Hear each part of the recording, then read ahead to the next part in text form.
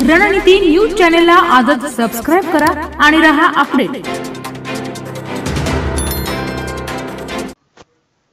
अलमट्टी धरण उंचीवरून शिरोळ तालुक्यात संताप, आमदार मात्र बेपत्ता। अलमट्टी धरणाची उंची वाढवण्यासाठी कोणत्याही राज्याचा विरोध नाही अशी माहिती केंद्रीय जलशक्ती मंत्र्यांनी संसदेत दिली आहे। त्यामुळे अलमट्टीची उंची आता वाढणार हे जवळपास निश्चित झाले आहे। अलमट्टीच्या पाण्यामुळे सांगली, कोल्हापूर जिल्ह्यातील नदीकाठच्या गावांना बेटाचे स्वरूप येते आणि त्यामुळे जगणे कठीण होते। याचा विचार करून अलमट्टी धरणाची उंची वाढवू नये अशी मागणी शिरोळ तालुक्यातूनही झाली आहे।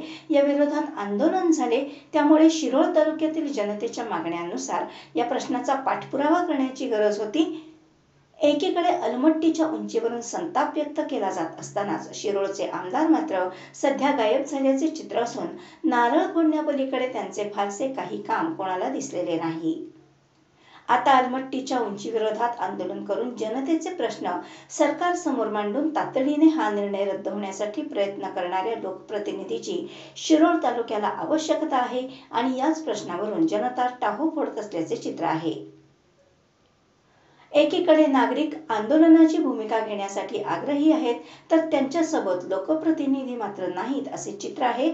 यातूनच आता किमान आंदोलन करण्यासाठी मक्तेदारी तत्वावर लोकप्रतिनिधी मिळेल का असा सवाल तालुक्यातील जनता करीत असल्याचे स्पष्टपणे दिसत असून काल सोशल मीडियावर शिरोळ तालुक्यातील मी पूरग्रस्त मताला 2-2.5 रुपये घेतले आहेत, अलमट्टी धरणाच्या उंचीबाबत सभागृहामध्ये तोंड उघडण्यासाठी भाड्याने आमदार आणि खासदार पाहिजे या आशयाची पोस्ट तुफान व्हायरल झाली। यातून लोकप्रतिनिधींची जबाबदारी काय असते? बिनकामाचा लोकप्रतिनिधी ज्या वेळेला निवडला जातो त्यावेळी जनतेला लोकप्रतिनिधी भाडे तत्वावर तरी घेऊन आपले प्रश्न शासन दरबारी मांडावेत का असा सवाल विचारला जातोय। शिरोळ तालुक्यातील जनता लढवय्यी आहे। या जनतेला फार काळ आमिष दाखवून सोबत ठेवता येत नाही। सध्या शिरोळ तालुक्यातील जनतेची कोणत्या प्रश्नावरून आंदोलने सुरू आहेत आणि त्यातून मार्ग कसा काढावा यावर विचार करणारा लोकप्रतिनिधी हवा होता। मात्र दुर्दैवाने लोकप्रतिनिधी जनतेच्या प्रश्नांपासून आणि आंदोलनापासून पळ काढणारा असल्याचे नागरिकातून चर्चिले जात आहे।